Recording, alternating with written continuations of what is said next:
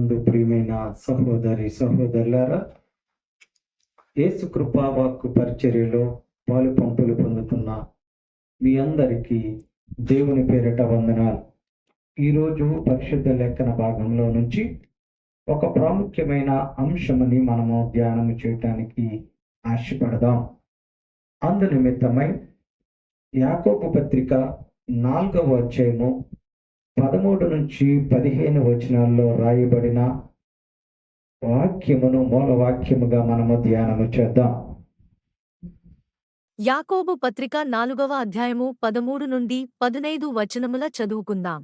నేడైనను రేపైనను ఒకానొక పట్టణమునకు వెళ్ళి అక్కడ 1 సంవత్సరముండి వ్యాపారము చేసి లాభము సంపాదింతము రండని చెప్పుకొనువారలారా, రేపేమి సంభవించునో మీకు తెలియదు. మీ జీవమేపటిది? మీరు కొంతసేపు కనబడి అంతలో మాయమైపోవు ఆవిరి వంటివారే. కనుక ప్రభువు చిత్తమైతే మనము బ్రతికియుండి ఇది అది చేతమని చెప్పుకొనవలెను.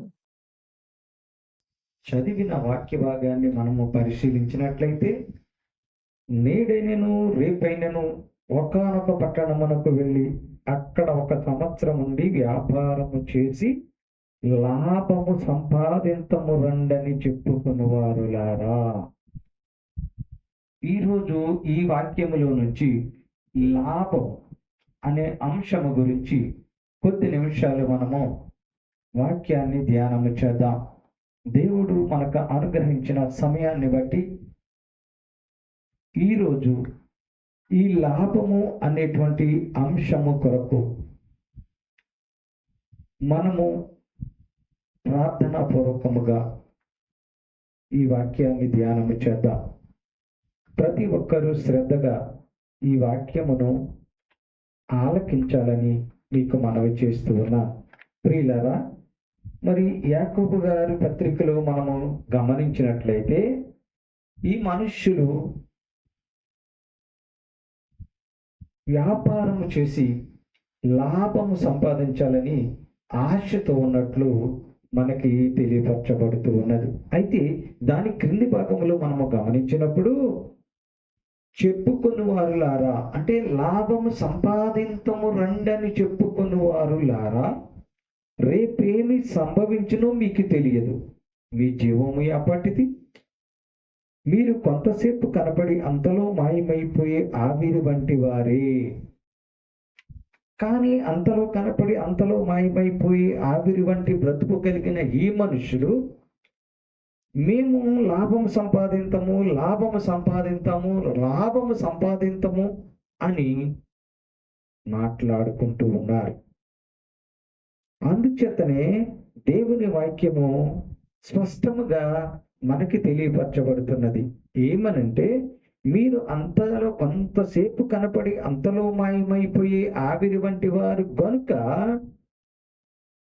ప్రభువు చిత్తమైతే మనము బ్రతికి ఉండి అది చేతము ఇది చేతము అని చెప్పుకోవాలి తప్ప, నేను రేపొద్దుట సంపాదిస్తాను, నేను రేపొద్దుట వ్యాపారం చేస్తాను, నేను రేపు అది చేస్తాను, నేను రేపు అది చేయబోతున్నాను అని అనుకోట తగదు అని వాక్యము సెలవిస్తున్నది.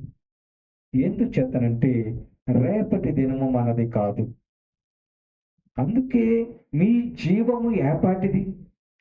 అంతలో కనపడి అంతలో మాయమైపోయే ఆవిరి వంటిది అని తెలియపరచబడుతూ ఉన్నది. ఆవిరిని మనము చూసినప్పుడు వితిన్ సెకండ్స్ లో అది మనకు కనపడకుండా మాయమైపోతూ ఉంటుంది. స్త్రీలు వంట చేస్తున్నప్పుడు ఆ వంట పాత్రలో నుంచి వస్తున్న ఆవిరి కనురెప్ప మూసే లోపులోనే అది ఆవిరైపోతూ ఉంటుంది. అలాంటి జీవితము కలిగిన ఈ మనుష్యులు లాభము సంపాదింతము రండి అని చెప్పుకుంటూ ఉన్నారు. కావున ఈరోజు లాభము అనే అంశము గురించి మనము ధ్యానము చేద్దాం. కాబట్టి పరిశుద్ధ లేఖన భాగము ఏమి సెలవిస్తున్నదంటే, ఈ మనుష్యులకు ఏది లాభము ఏది లాభము కాదో, ఈ లాభము సంపాదించటానికి మనుష్యులు ఏమేమి పనులు చేస్తున్నారో, అట్టి వారి పరిస్థితి ఎలాగున్నదో ఈరోజు మనము పరిశుద్ధ గ్రంథములో నుంచి తెలుసుకునటానికి ప్రయత్నం చేద్దాం. ముందుగా ఏది లాభము కాదో దానిని గురించి మనము తెలుసుకోవటానికి ఆశపడదాం. లేఖన భాగంలో స్పష్టంగా తెలియపరచబడిన మాటను మనము చూసినప్పుడు ప్రసంగి గ్రంథం 2వ అధ్యాయం 11వ వచనంలో చెప్పబడుతూ ఉన్నది, సూర్యుని కింద లాభకరమైనది ఏది నాకు కనపడలేదు అంటాడు ప్రసంగి గ్రంథకర్త. అంటే ఈ సూర్యుని కింద ఉన్నటువంటిది ఏది కూడా మనిషికి లాభం లేదు అని చెప్పబడుతూ ఉన్నది. అంటే ఈ సూర్యుని కింద ఏమేమి ఉన్నదో మనకు తెలుసు. ఈ సూర్యుని క్రింద ఉన్నటువంటి ప్రతిదీ కూడా మనిషికి లాభము కాదు అని చెప్పబడుతూ ఉన్నది.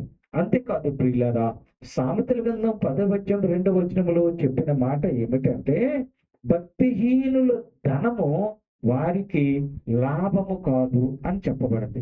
ఏమిటి ధనము లాభము కాదా? ధనము లేకపోతే మనుషులు బ్రతకగలరా? ధనము లేకపోతే ఎన్నో అవమానాలు చూస్తున్నారు కదా. మరి అలాంటప్పుడు ఈ ధనము ఎందుకు లాభకరంగా ఉండదు అన్నారు. ఎవరికి అంటే భక్తిహీనులకు. ఈ భక్తిహీనులకు ధనము లాభకరము కాదు అని అంటూ ఉన్నాడు. మరి ఇదే ప్రసంగి గ్రంథకర్త 5వ అధ్యాయములో 15-16 వచనాల్లో చదివినప్పుడు, నేను తల్లి గర్భంలో నుంచి ఎలాగొచ్చానో దిగంబరిగా నేను ఈ లోకానికి వచ్చాను. నేను ఎంతో ప్రయాసపడి సంపాదించినటువంటి ఈ సంపాదన, అంటే గాలికి ప్రయాసపడి సంపాదించిన దాని వలన ఏమి లాభము అంటాడు. అంటే ఏమిటి? ఈ మనిషి అహోరాత్రులు కష్టపడి సంపాదించిన సంపాదన ఆయనకు ఉపయోగకరముగా లేకున్నది, లాభకరముగా లేకున్నది అని మనము చూస్తున్నాం. మరి ప్రపంచాన్ని గడగడలాడించినటువంటి కరోనా వచ్చినప్పుడు కోటీశ్వరులు ఎంతో మందికి ధనం ఉన్నది, బంగారం ఉన్నది, కానీ వారికి ఆ యొక్క ధనము కానీ ఆ బంగారము కానీ లాభం లేకుండా పోయింది. ప్రియులారా, గమనించండి. నేను దిగంబరిగా వచ్చాను, దిగంబరిగా వెళతాను, కానీ నేను సంపాదించిన సంపాదన నాకు లాభకరముగా లేదు అని అంటూ ఉన్నాడు. ప్రియులారా, మనము గమనించినట్లయితే అనేక మందికి అత్యధికమైన ధనం ఉన్నప్పటికీ కూడా మరి ఆసుపత్రుల్లో రోగాలతో చనిపోతూ ఉన్నారు. మరి ఎందుకని ఆ ధనము వారికి లాభకరంగా లేదు అని మనము పరిశీలన చేయాలి. అంటే దేవుని యొక్క చిత్తము చొప్పున నడవకుండా, దేవుని యొక్క ఆజ్ఞ చొప్పున జీవించకుండా, రేపు నేను వేరే దేశానికి వెళ్ళి వేరే రాష్ట్రానికి వెళ్ళి డబ్బు సంపాదిస్తాను, లాభము సంపాదిస్తాను అని అనుకోకుండా తగదు అని వాక్యము ద్వారా దేవుడు మనకందరితో మాట్లాడుతూ ఉన్నాడు. ప్రియ సహోదరి సహోదరులారా, ప్రియ అవనస్తులారా, యేసు కృపా వాక్కు వీక్షిస్తున్న వారు, యేసు కృపా వాక్కును చూస్తున్న వారు, వింటున్న వారు ఆలోచన చేయండి. మనిషికి సూర్యుని కింద ఉన్నటువంటిది ఏది కూడా లాభకరము కాదు. రెండవది, ఈ భక్తిహీనుల యొక్క ధనము వారికి లాభకరము కాదు. మూడవది, గాలికి ప్రయాసపడి అహోరాత్రులు కష్టపడి సంపాదించిన సంపాదన వల్ల లాభము లేదు అని ప్రసంగి గ్రంథం 5వ అధ్యాయంలో మనం చూస్తూ ఉన్నాం. మరి అదే ప్రసంగి గ్రంథంలో 6వ అధ్యాయంలో 11వ వచనంలో చెప్పబడుతున్నది, వ్యర్థమైన మాటల వల్ల మనుషులకు ఉపయోగం లేదట. అంటే వ్యర్థంగా మాట్లాడే మాటల వల్ల ఏ మనిషికి లాభము లేదు అని రాయబడింది. అంటే ఏమిటి? మరి ఈ మనుష్యులను మెప్పు పొందించడానికి, ఈ మనుష్యులను మరి చక్కటి తీయని మాటలతో, తేనెలాంటి తీయనైన పదవులతో మరి మాట్లాడే మాటల వల్ల మనుష్యులకు లాభకరము కాదు అని వాక్యము ద్వారా దేవుడు మనందరితో మాట్లాడుతూ ఉన్నాడు. ప్రియులారా, మరి మనిషికి ఏది లాభము? ఈ మనిషికి ఏమి లాభంగా ఉన్నది? ఈ మనిషికి ఏది లాభమని వాక్యం మనకి సెలవిస్తున్నదో లేఖన భాగంలో నుంచి మనము తెలుసుకునటానికి ప్రయత్నం చేద్దాం. ప్రియులారా, కావున ప్రియమైన విశ్వాసులారా, ఏది లాభకరము కాదో దేవుని వాక్యంలో చూసాం. మరి అదే పరిశుద్ధ గ్రంథములో ఈ మానవులకు, ఈ మనుష్యులకు ఏది లాభమో స్పష్టంగా రాయబడి ఉన్నది. అసలు ఈ మనిషి లాభము పొందటానికి ఎంత ప్రయాసపడుతూ ఉన్నాడో అదే రీతిగా ఈ మనిషికి ఏది లాభమో కూడా వాక్యములో రాయబడి ఉన్నది. చూడండి ప్రియులరా, లేఖన భాగాల్ని మనం పరిశీలించినప్పుడు 7 రకాల విషయాల్లో మనిషికి లాభం ఉన్నదని తెలియపరచబడుతూ ఉన్నది. అది మనం గమనించినట్లయితే మొట్టమొదటిగా కీర్తనల గ్రంథములో నుండి 19వ అధ్యాయంలో 8 నుంచి 11 వచనాలు చదివినప్పుడు ఒక ప్రాముఖ్యమైన విషయం మనకు తెలియపరచబడుతూ ఉన్నది. యెహోవా ఉపదేశములు నిర్దోషమైనవి, అవి హృదయమును సంతోషపరచును. యెహోవా ఏర్పరిచిన ధర్మము నిర్మలమైనది, అది కన్నులకు వెలుగిచ్చును. యెహోవా యందైన భయము పవిత్రమైనది, అది నిత్యము నిలుచును. యెహోవా న్యాయ విధులు సత్యమైనవి, అవి కేవలము న్యాయమైనవి. అవి బంగారు కంటేను విస్తారమైన మేలిమి బంగారు కంటేను కోరదగినవి. తేనె కంటేను జుంటి తేనె దారుల కంటేను మధురమైనవి.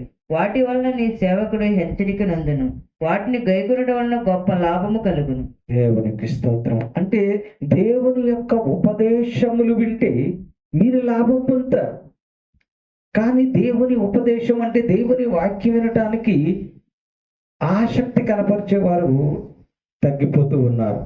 దేవుని సన్నిధికి వచ్చినప్పుడు దేవుని మాటలు వినటానికి, దేవుని వాక్యం వినటానికి, దేవుని ఉపదేశం వినటానికి అనేక మంది నిరాసక్తత కనపరుస్తూ ఉన్నారు. దేవుని సన్నిధికి వస్తారు, దేవుని వాక్యం వినటానికి మాత్రం హృదయాన్ని ఇవ్వలేకపోతూ ఉన్నారు. ఈ చెవితో వింటున్నారు, ఈ చెవితో వదిలేస్తున్నారు. కానీ దేవుని యొక్క ఉపదేశమును, దేవుని యొక్క వాక్యమును, దేవుని మాటను మీరు శ్రద్ధగా విన్నట్లయితే మీకు లాభము అని మొట్టమొదటిగా మనకి తెలియపరచబడుతూ ఉన్నది ప్రియులారా. మరి దేవుని యొక్క ఉపదేశం వినటానికి ఎందుకు ఈ మనుషులు, ఎందుకు ఈ ప్రజలు ఆసక్తి చూపటం లేదు, తెలియటం లేదు అంటే ఈ యొక్క దురచెవులు కలిగిన వారిగా ఉన్నారు కనుక వారు దేవుని ఉపదేశమును శ్రద్ధగా ఆసక్తితో వినలేకపోతూ ఉన్నారు. అలాగే విన్నట్లయితే యెహోవా ఉపదేశములు వింటే మీకు లాభము అని వాక్యము తెలియపరచబడుతున్నది. ప్రియులారా, ఆలోచించండి ప్రియ సంగమా, ప్రియ విశ్వాసులారా, దేవుని వాక్యము వినుట వలన నీకు లాభము అని. కానీ దేవుని వాక్యము విన్నట్టు నటించేవారు కొందరు, వినటానికి ఆసక్తి చూపని వారు మరికొందరు, విన్నట్టు నటించేవారు మరికొందరు. ప్రియులారా, ఆలోచించండి. దేవుని ఉపదేశమును శ్రద్ధగా మనము ఆలకించినట్లయితే మనకి లాభము అని చెప్పబడుతున్నది. మనము గమనించినప్పుడు ద్వితీయోపదేశకాండ 28వ అధ్యాయంలో ఆ మాటలే చెప్పబడుతున్నది. దేవుని మాటను శ్రద్ధగా విన్నట్లయితే ఈ దీవెనలన్నీ నీకు వచ్చును అని రాయబడి ఉంది. మరి దేవుని దీవెనలు కావాలని కోరుకునే మీరు, దేవుని యొక్క ఆశీర్వాదాలు పొందుకోవాలని ఆసక్తిగా ఉంటున్న మీరు దేవుని ఉపదేశమును వినటం లేదు, దేవుని మాటను శ్రద్ధగా వినటం లేదు. కాబట్టి దేవుని యొక్క ఉపదేశమును ఎవరైతే శ్రద్ధగా వింటారో వారికి లాభము అని చెప్పబడింది. ఇది మొదటి లాభము. మనిషికి ఈ లోకములో లాభకరమైనవి 7 విషయాలున్నవి. అందులో మొదటిది దేవుని యొక్క ఉపదేశమును శ్రద్ధగా వినుట. కావున ప్రియులారా, పరిశుద్ధ లేఖన భాగములో సెలవిచ్చిన రీతిగా ఈ మనిషికి 7 రకాలైన లాభములు లేఖన భాగంలో తెలియపరచబడినవి. మొదటిది మనము చూసుకున్నాం, యెహోవా ఉపదేశములను శ్రద్ధగా వినుట లాభము. రెండవది కూడా గమనించినప్పుడు తిమోతి మొదటి పత్రికలో 6వ అధ్యాయంలో 5-6 వచనాల్లో చెప్పబడుతూ ఉన్నది. చెడిపోయిన మనసు కలిగి సత్యహీనులై దైవభక్తి లాభ సాధనం అనుకుని మనుషులు వ్యర్థ వివాదములను కలుగుచున్నవి. సంతుష్టి సహితమైన దైవభక్తి గొప్ప లాభ సాధనమై ఉన్నది. దేవునికి స్తోత్రం. రెండవది, ఈ మనిషికి లాభకరమైనది ఏమిటి అంటే సంతుష్టి సహితమైన దైవభక్తి. అంటే ఈ మనుషులు దేవుని యందు భయభక్తులు కలిగి ఉంటున్నారు, కానీ అది సంపూర్ణమైన భయభక్తిగా కనపడటం లేదు. ఎందుకు అనంటే నామకార్థ క్రైస్తవులుగా కొందరుండి, అవసరాల కొరకు కొందరు, వారి యొక్క మరి ఆ కష్టాలు తీరటానికి కొందరు, వారికున్న అప్పులు తీరటానికి కొందరు, వారికున్న వ్యాధుల నుంచి స్వస్థత కొరకు కొందరు, ఇలా దేవుని యందు భక్తిని కనపరుస్తున్నారు తప్ప సంతృప్తికరమైన సంతుష్టికరమైన దైవభక్తి మనుషులకు ఉండటం లేదు. అందుచేత మనుషులకు కావలసినటువంటి లాభకరమైనది ఏమిటి అని అంటే సంతుష్టికరమైన దైవభక్తి. సంతుష్టి సహితమైన దైవభక్తి గొప్ప లాభదాయకంగా ఉన్నదట, గొప్ప లాభ సాధనంగా ఉన్నదట. కాబట్టి రెండవది ఈ మనుషులకు లాభకరమైనది ఏమిటంటే సంతృప్తికరమైన సంపూర్ణమైన భక్తి దేవుని ఎడల ఉంచేవారిగా ఉంటే వారికి లాభము కలుగుతుంది. నామకార్థంగా ఏదో పాటలు పాడటానికి సన్నిధికి రావటము, వాక్యం అందరికంటే ముందుగా చదవటానికి దేవుని సన్నిధికి రావటం కాదు. దేవుని ఎడల సంపూర్ణమైన భక్తిని కలిగి ఉండాలి. అది గొప్ప లాభ సాధనము అని ఉంది. అంటే ఏమిటి? లాభాన్ని సాధించి పెట్టేటువంటి ఒక పరికరము. ఏమిటి? సంపూర్ణమైన భక్తి. ఇది రెండవది. మూడవది కూడా మనము గమనించినప్పుడు సామెతల గ్రంథంలో 13వ అధ్యాయంలో 13వ వచనంలో మరొక లాభకరమైన విషయము మనకు బయలుపరచబడింది. ప్రియులారా, ఆజ్ఞను తిరస్కరించేవాడు అందువలన శిక్ష నొందును. ఆజ్ఞ విషయమై భయభక్తులు గలవాడు లాభము పొందును. ఆ ఆజ్ఞ విషయమై భయభక్తులు కలిగిన వాడు ఏం పొందుతాడని రాయబడి ఉన్నది? లాభము పొందుతాడని రాయబడి. అంటే ఏమిటి? దేవుని యొక్క మాటకు ఏమనుంది ఇక్కడ? ఆజ్ఞ విషయమై. ఆజ్ఞ ఎవరిచ్చారు? దేవుడు ఇచ్చాడు. కాబట్టి దేవుడిచ్చినటువంటి ఆ యొక్క మాట ఆజ్ఞకు ఎవరైతే భయభక్తులు కలిగి ఉంటారో వారు లాభము పొందుతారు అని రాయబడింది. అంటే ఇప్పుడు ఈ యొక్క మానవులకు భయభక్తులు కరువైపోయినవి. భయము భక్తి లేక ఈ మానవులు ఇష్టానుసారంగా బ్రతుకుతూ ఉన్నారు, ఇష్టం వచ్చిన రీతిగా జీవిస్తూ ఉన్నారు. కాబట్టి వారి జీవితంలో ఎలాంటి లాభము పొందలేకపోతూ ఉన్నారేమో. కావున ప్రియమైన సంగమా, ప్రియమైన విశ్వాసులారా, ఆలోచించండి. దేవుని వాక్యము మీ అందరితో మాట్లాడుతూ ఉన్నది. ఏమనో తెలుసా? ఆజ్ఞ విషయమై మీరు భయభక్తులు కలిగి ఉంటే లాభాన్ని మీరు పొందుతారు అని చెప్పబడుతూ ఉన్నది. ఇది మూడవదిగా మనకు కనపడుతూ ఉన్నది. నాలుగవ విషయాన్ని కూడా మనం ఆలోచించినప్పుడు ప్రసంగి గ్రంథములో 7వ అధ్యాయములో 11వ వచనములో మరొక మాట మనకి తెలియపరచబడింది. జ్ఞానము స్వాస్థ్యమంతా ఉపయోగము. జ్ఞానము స్వాస్థ్యమంతా ఉపయోగము. సూర్యుని క్రింద బ్రతుకు వారికి అది లాభకరం. అది లాభకరము. ఎవరికి? మనము ఏది లాభకరము కాదు అని చూసినప్పుడు ఈ సూర్యుని కింద ఉన్నటువంటిది ఏది కూడా నాకు లాభముగా కనపడలేదు అని చెప్పాడు. మరి ఇప్పుడు ఏమంటూ ఉన్నాడు? జ్ఞానము స్వాస్థ్యమంతా ఉపయోగము, సూర్యుని కింద బ్రతుకు వారికి అది లాభకరము. అంటే మనిషికి లాభము ఏమిటంటే జ్ఞానం ఉంటే. జ్ఞానం కలిగిన మనిషి ఏమి చేస్తాడు? మంచి చెడులను వివేచిస్తాడు. జ్ఞానము కలిగినటువంటి మానవుడు అయ్యో నేను ఇది చెయ్యకూడదు, ఇది చెయ్యకూడదు, ఇది చెయ్యవచ్చు అనేటువంటి ఆలోచన కలిగి ఉంటాడు. ఆ ఆలోచన కలగాలి అనంటే ఈ మానవుడికి ఏముండాలి? జ్ఞానం ఉండాలి. అందుకే సొలొమోను గారు ఏమన్నాడు? నాకు ఆస్తి ఐశ్వర్యం కాదయ్యా, ఈ ప్రజలను ఏలటానికి నాకు జ్ఞానం ఇమ్మని దేవుణ్ణి అడిగాడు. మరి మనము జ్ఞానం లేని వారిగా బ్రతుకుతున్నాము కనుక రోజు పాపాలు చేస్తున్నామేమో. ఎన్ని సంవత్సరాలు ఉన్నప్పటికీ మన పాప జీవితము మారటం లేదేమో. అందుచేతనే జ్ఞానము మీలో ఎవరికైనా కుదువుకుంటే నన్ను అడగండి అంటాడు. అంటే జ్ఞానము లేని వారు ఇప్పుడు జ్ఞానాన్ని సంపాదించుకోవాలి. ఈ జ్ఞానము దేవుడిచ్చే జ్ఞానము. దేవుని వద్ద మాత్రమే ఈ జ్ఞానము దొరుకుతుంది.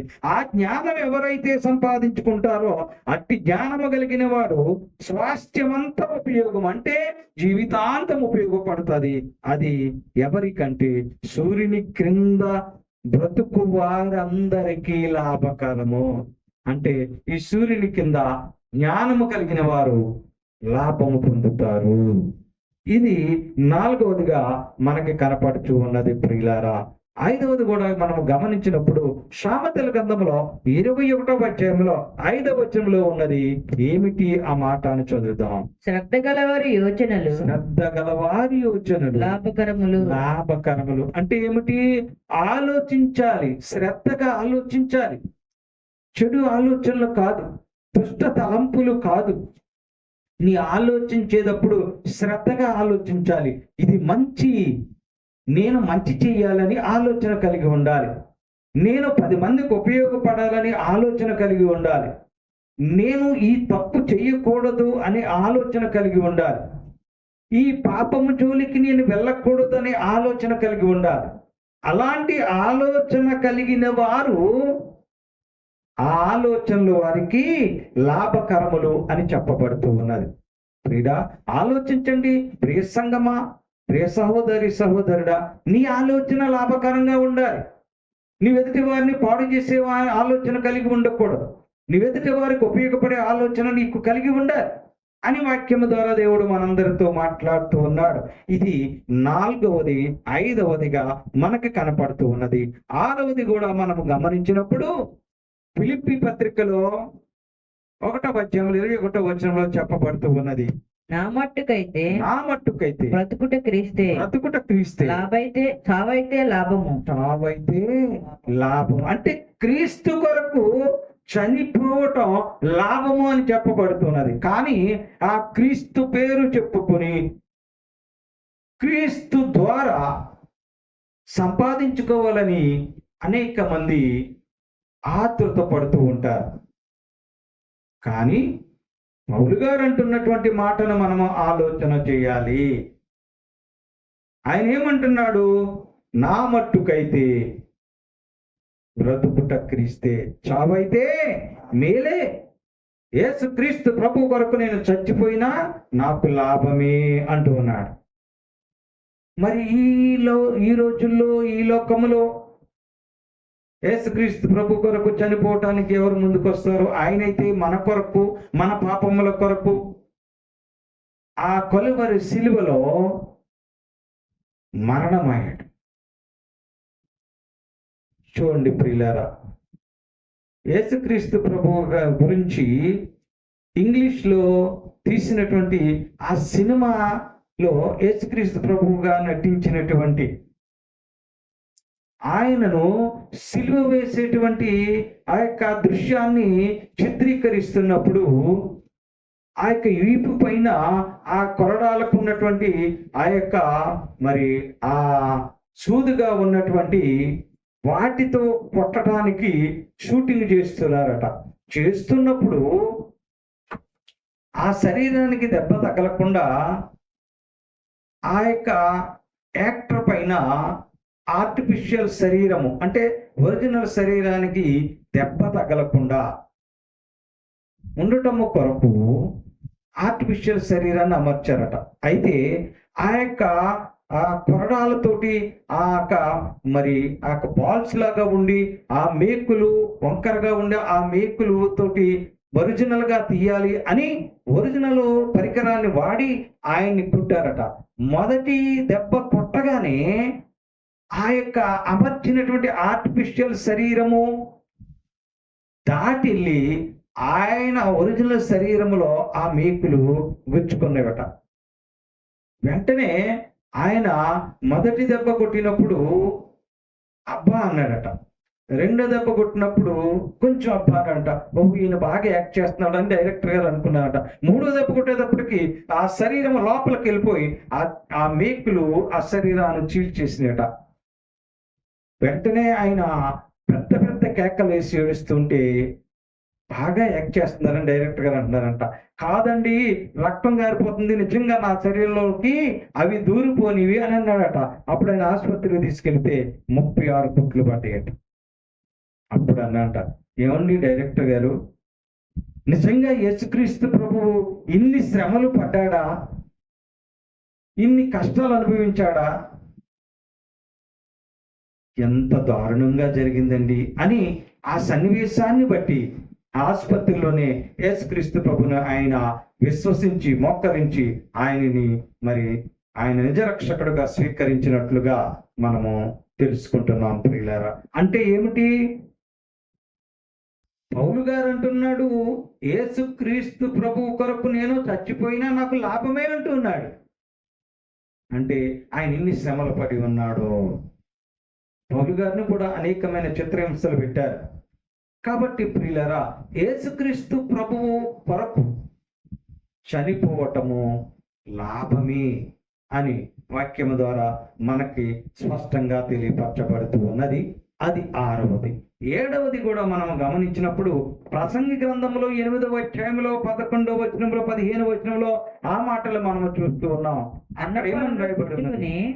అన్నపానములు పుచ్చుకుని సంతోషించుట కంటే మనుషులకు లాభకరమైనది మరేది కూడా లేదు. అంటే ఏమిటి? ఈ మనిషికి ఏం కావాలి? అన్నపానములే కదా. ఈ మనిషికి ఏం కావాలి? 1 కేజీ బంగారము సంపాదించుకుంటే ఆకలిస్తే బంగారం తినగలడా? ప్రియులారా, గమనించండి, వాక్యము సెలవిస్తున్నది, అన్నపానములు పుచ్చుకొని సంతోషించుట కంటే మనుషులకు లాభకరమైనది ఇంకోటి ఏముంది? మనిషి సంతోషంగా జీవించాలి, మనిషి ఆనందంగా బ్రతకాలి.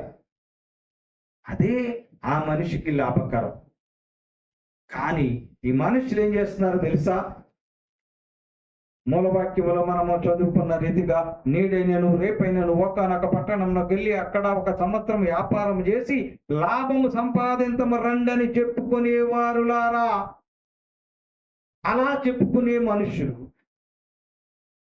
అలా ప్రయత్నించే మనుషులు ఈ లాభము సంపాదించటానికి ఏమి చేస్తున్నారో వాక్యములో స్పష్టంగా తెలియపరచబడుతూ ఉన్నది. ప్రియులారా, దేవుని వాక్యము ఏది లాభము కాదో చెప్పింది, ఏది లాభకరమైనదో కూడా మనకి తెలియపరిచింది. కానీ ఈ మనుషులు ఏం చేస్తున్నారంటే దేవుని వాక్యము సెలవు ఇచ్చినటువంటి లాభకరమైన విషయాలను వదిలేసి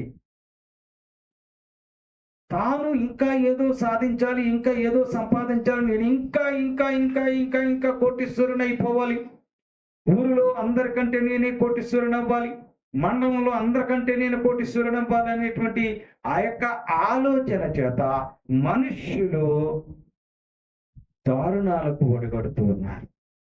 వాక్యంలో చూసినప్పుడు సామెతల గ్రంథం 22వ అధ్యాయంలో మనము గమనించినట్టయితే 16వ వచనంలో లాభమును సంపాదించాలనంట ఈ మనుష్యులు దరిద్రులకు అన్యాయం చేస్తున్నారట. అసలే దరిద్రంలో బ్రతుకుతున్నారు, పేదరికములో బ్రతుకుతున్నారు, వారికి అన్యాయం చేస్తూ ఉన్నారట. ఎందుకో తెలుసా? ధనము సంపాదించి లాభము పొందాలి అని ఈ మనుష్యులు అట్టి ప్రయత్నాలు చేస్తున్నారట. ఏమిటి వారు చేస్తున్న మొదటి ప్రయత్నం అంటే లాభము పొందాలని దరిద్రులను అన్యాయము చేస్తున్నారు, దరిద్రులకు మరి నష్టాన్ని తలపెడుతూ ఉన్నారు.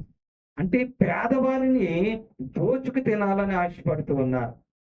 ప్రియులారా, గమనించినట్లయితే ఈ మనుషులకు ఇది లాభము, ఇది లాభము కాదని వాక్యము స్పష్టంగా రూఢిగా చెప్పితే, కానీ ఈ మనుషులు దరిద్రులకు అన్యాయము చేస్తూ లాభము గడిస్తూ ఉన్నారు. అంతేకాదు ప్రియులారా, యోధాపత్రికలు 1వ అధ్యాయంలో 16వ వచనాన్ని చూసినప్పుడు ఈ మనుష్యులు లాభము సంపాదించటానికి దురాశల చొప్పున నడుచుకుంటూ ఉన్నారు. వారి యొక్క లాభాపేక్ష కోసం, వారి యొక్క స్వలాభము కోసం దురాశ చేత నరహత్యలు చేస్తున్నారు, దొంగతనాలు చేస్తున్నారు, వ్యభిచారాలు చేస్తూ ఉన్నారు. దేనికోసం అంటే లాభము సంపాదించడానికి. అంతేకాదు అదే వాక్యము యోధా పత్రికలో మనం 1వ అధ్యాయంలో చదివినప్పుడు క్రింది భాగంలో ఒక మాట మనకు కనపడుతుంది. ఏమిటి అంటే, వీరు లాభము సంపాదించడానికి మనుష్యులను తప్పుడు వారిగా చిత్రీకరించటం, ఈ మనుష్యులకు సణుగుడు మాటలు చెప్పటం, డంబమైన మాటలు చెప్పటం, మీరు చాలా బాగున్నారండి, మీరు చాలా మంచివారండి, మీ గురించి ఫలానా వారు ఇలా అన్నారండి, మీ గురించి ఫలానా ఆయన ఇలా వ్యాఖ్యానించారండి, ఇలా మనుష్యులకు మధ్య విభేదాలు సృష్టించి లాభము పొందాలని ఈ మనుష్యులు ప్రయత్నం చేస్తున్నారు. ప్రియులారా, గమనించండి, దేవుని వాక్యానికి విరుద్ధముగా ఈ మనుష్యులు ఇట్టి రీతిగా నడుస్తూ ఉన్నారు. అంతేకాదు, దానియేలు గ్రంథంలో 8వ అధ్యాయంలో 25వ వచనంలో కూడా మరొక మాటను మనము చూస్తూ ఉన్నాం.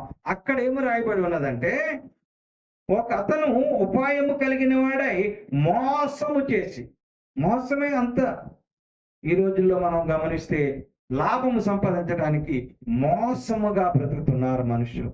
మనం చూస్తున్నాము సోషల్ మీడియాలో కానీ, టీవీల్లో కానీ, పత్రికల్లో కానీ ట్యాంకర్లు అంట పాలు సరఫరా చేస్తున్నారు.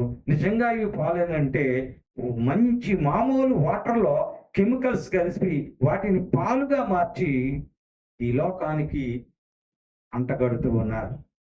తద్వారా వారు మామూలు వాటర్లో 4 చుక్కల కెమికల్స్ కలిపి లీటర్ పాలు తయారు చేస్తున్నారు. లీటర్ పాలు 70 రూపాయలకు అమ్ముతూ ఉన్నారు. ఇది మోసము కాదా? దేనికోసం ఈ మోసం చేస్తున్నారంటే లాభము సంపాదించటానికి. ఈ విధంగా ఈ మనుష్యులు మరి బ్రతుకుతూ ఉన్నారు. 3 రోజుల క్రితము ఒక అల్లం వెల్లుల్లి పేస్ట్ తయారు చేసేటువంటి అక్రమ పద్ధతుల్లో తయారు చేసేటువంటి ఆ యొక్క పరిశ్రమను పోలీసులు చీట్ చేశారు. ఏమిటి అంటే, అది కుళ్ళిపోయినటువంటి వెల్లుల్లిపాయలను అల్లమును తీసుకొచ్చి అందులో కెమికల్స్ కలిపి అది పాడవకుండా వాసన రాకుండా చేసి దానిని చక్కటి రూపంలోని ప్యాకింగ్ చేసి ప్రజలకు పంపిస్తూ ఉన్నారు. ఈ విధమైన మోసము చేత లాభము సంపాదించాలని ఈ మనుష్యులు ప్రయత్నిస్తూ ఉన్నారు. ఈ మనుష్యులు పరుగెడుతూ ఉన్నారు. ప్రియ సంగమా, ప్రియ విశ్వాసులారా, ఆలోచన చేయండి. అంతేకాదు కానీ ప్రియులారా, ఇర్మియా గ్రంథం 22వ అధ్యాయంలో 17వ వచనంలో మనం గమనించినప్పుడు ఈ మనుష్యులు లాభము సంపాదించటానికి అన్యాయము చేస్తున్నారని రాయబడి ఉన్నది. అంటే అన్యాయము చేత అక్కడ యోధా రాజు అయినటువంటి యోషియా కుమారుడకు షల్గోమును గూర్చి రాయబడిన మాటను మనము చదివినప్పుడు, అంటే ఈ మనుష్యులు అన్యాయముగా ప్రవర్తించి అన్యాయముగా నడుచుకుని లాభాన్ని సంపాదిస్తూ ఉన్నారు. మరొక విషయాన్ని మనము గమనించినప్పుడు, యోబు గారు గురించి తన యొక్క స్నేహితుడైనటువంటి తేమానీయుడని ఎలీఫజు అంటూ ఉన్నాడు.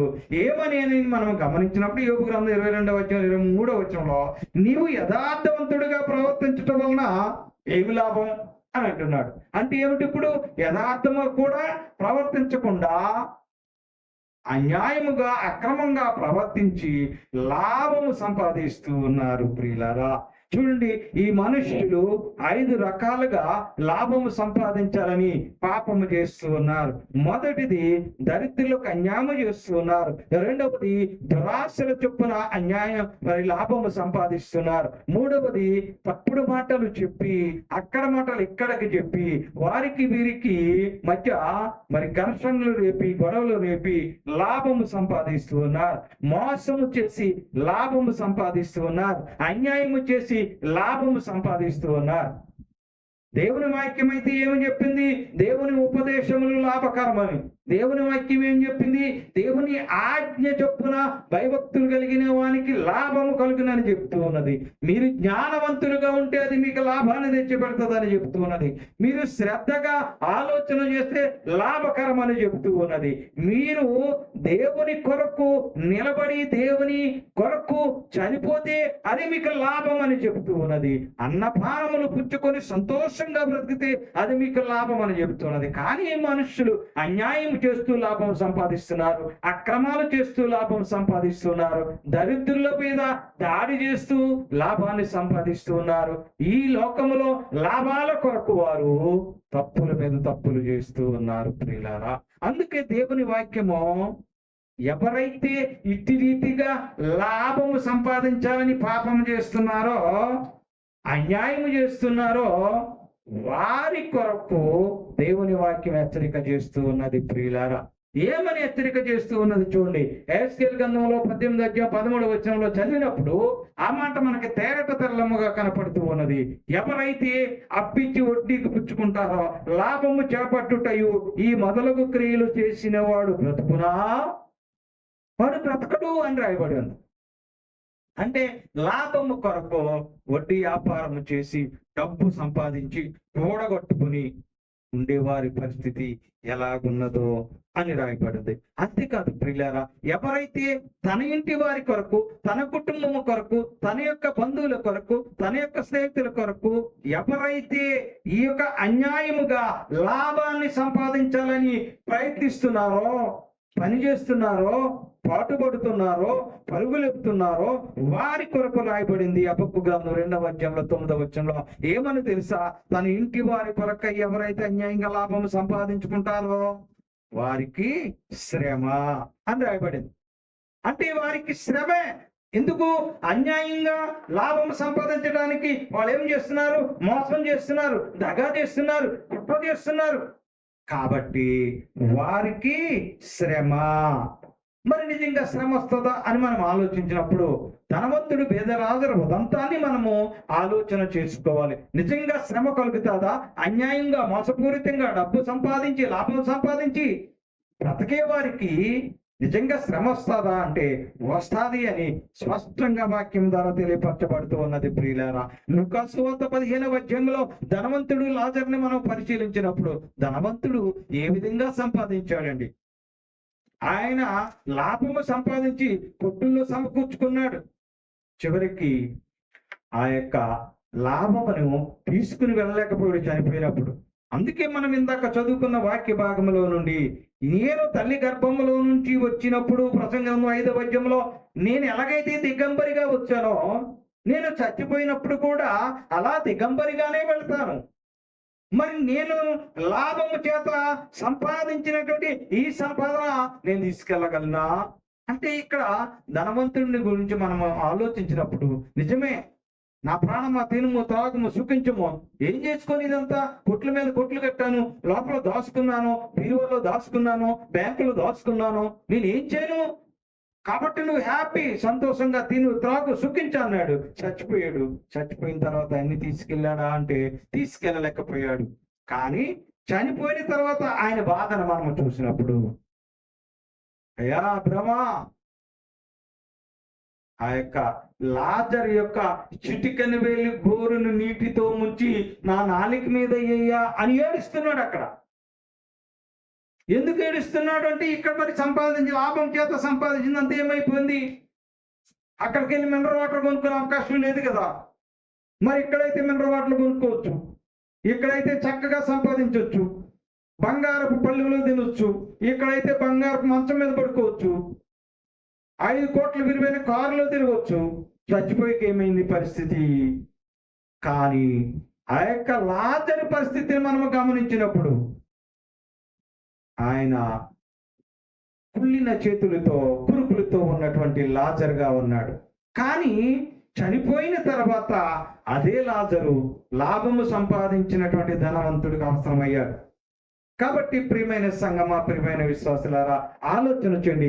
లాభము సంపాదించుట కొరకు మోసము చేసేవారు, లాభము సంపాదించుట కొరకు అన్యాయం చేసేవారు, లాభము సంపాదించుట కొరకు అక్రమం చేసేవారు, లాభము సంపాదించుట కొరకు మరి అనేకమైన దుష్క్రియలు చేసేవారు పరిశీలన చేసుకొని ఆలోచన చేయాలి.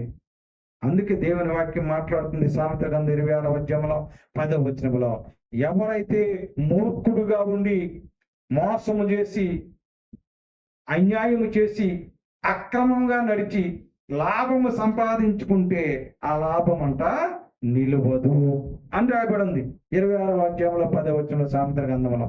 కావున ప్రియమైన సంగమా, ప్రియమైన విశ్వాసులారా, ఆలోచన చేయండి. దేవుని వాక్యం మనందరితో మాట్లాడుతూ ఉన్నది.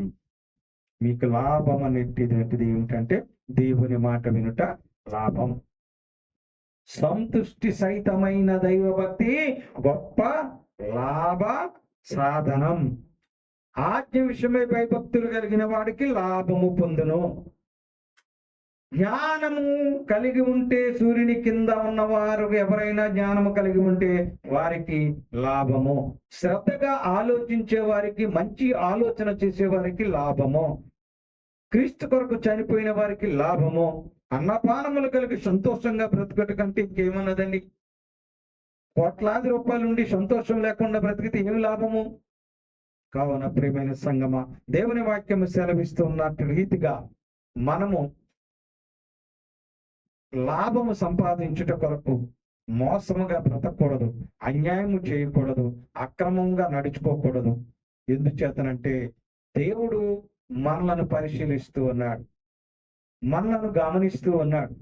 కావున దేవుని వాక్యము ధనవంతుని దృష్టిలో పెట్టుకునైనా మనము ఆలోచన చేయాలి. తన యొక్క కుటుంబీకుల కొరకు, తన యొక్క సొంత వారి కొరకు, తన యొక్క బిడ్డల కొరకు, తన భార్య కొరకు, తన భర్త కొరకు అక్రమముగా, అన్యాయముగా సంపాదించుకుంటే శ్రమలు కలుగుతాయని వాక్యంలో రాయబడి ఉంది. కావున దేవుని వాక్యాన్ని అనుసరించి మనము మన బ్రతుకు తెరుగు కోసము చేసే పనిలో అక్రమముగా, అన్యాయముగా నడవకుండా దేవునికి భయపడి, దేవుని యందు భయభక్తులు కలిగి జీవిస్తూ తన కుటుంబాన్ని సంతోషముగా, ఆనందముగా, అన్నపానములు పుచ్చుకుని సంతోషముగా మనుషులు జీవించుట కంటే లాభకరమైనది ఏదీ లేదని వాక్యము సెలవెత్తున్నది కనుక అట్టి రీతిగా బ్రతుకుతూ దేవుని వాక్యానికి భయపడి జీవిస్తూ ఈ లాభాన్ని కొరకు ఎలాంటి పాపము చేయకుండా ముందుకు కొనసాగుతూ దేవుని యొక్క దీవెనలు, ఆశీర్వాదాలు మెండుగా మీరందరూ పొందుకోవాలని మీకు తెలియపరుస్తూ నా కొద్ది మాటలు ముగిస్తూ ఉన్నాను. దేవుడు ఈ వాక్యమును మనందరి వెనుకిడిలో దీవించును గాక. ఆమేన్. మీ అందరికీ నా వందనములు.